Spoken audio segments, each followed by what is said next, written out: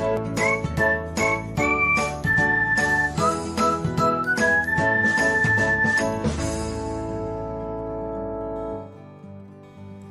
everyone, welcome back to another episode of Technologyglance.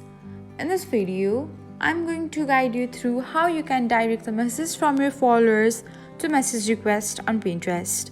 So, let's get started.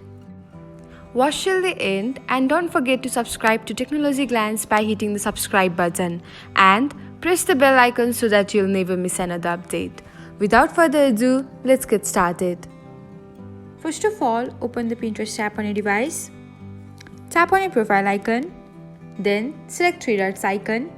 Next, tap on settings and then open social permissions and activity. From here, tap on message settings and then select followers. Beside the message request option, you can find a circle button. Tap to select it and that's it. Now, all of the messages from your followers will be directed to message request on Pinterest. Thanks for watching. If you found this guide helpful, we will love it if you hit the thumbs up button below.